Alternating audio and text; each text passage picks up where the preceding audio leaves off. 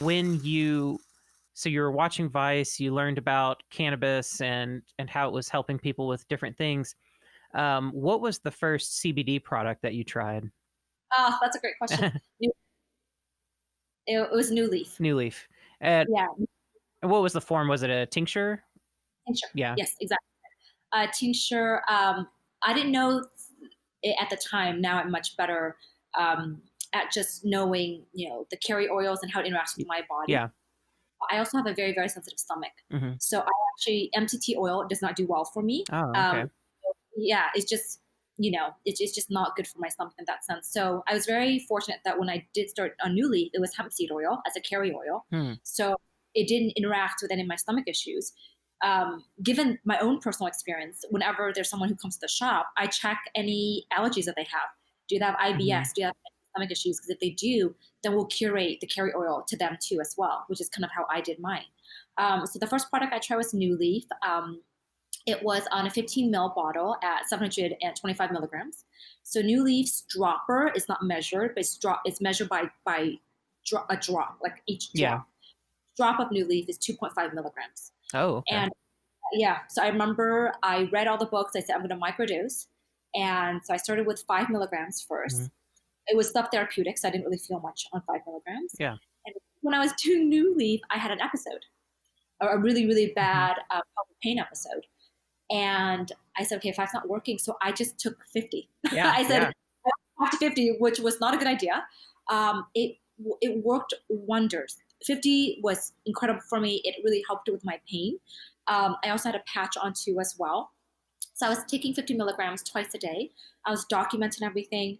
And then I realized that after 3 or 4 days, it stopped working. Like Hmm. it was perfect. And then it stopped working. And then I went back to Dr. Janella and I said, what's happening? Like 50 was great. And then now it's not working. And she said, potentially you might have capped out on your tolerance. You went up too Hmm. high. Now your body's just not processing it correctly in that sense. Right. And so we switched to another formulation for me, and that one had MCT oil, which I didn't Mm. know Right. with my stomach.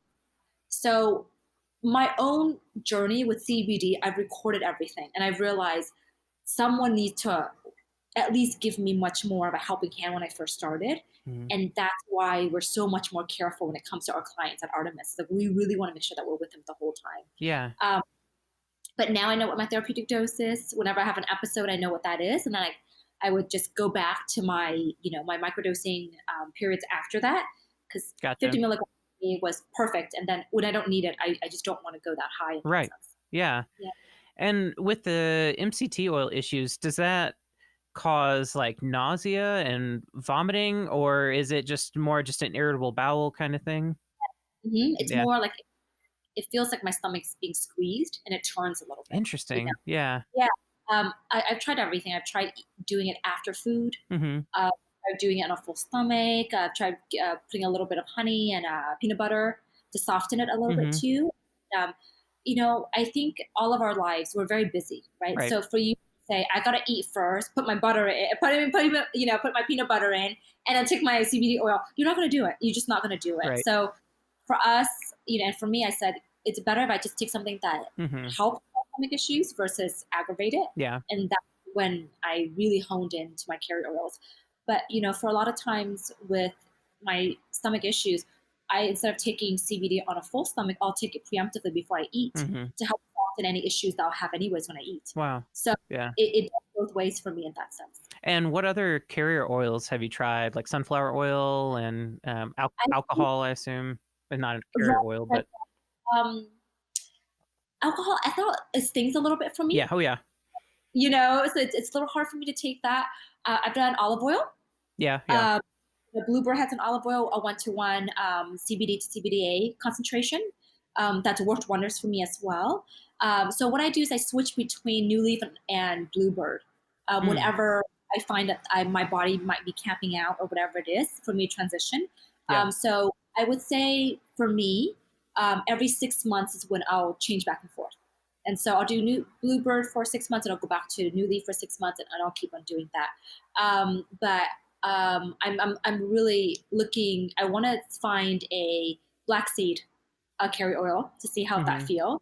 Um, olive oil is kind of interesting for me. At least, again, I'm just speaking out of my own personal experience. Sure, yeah. Um, it makes me feel a little full, like Hmm, when I take.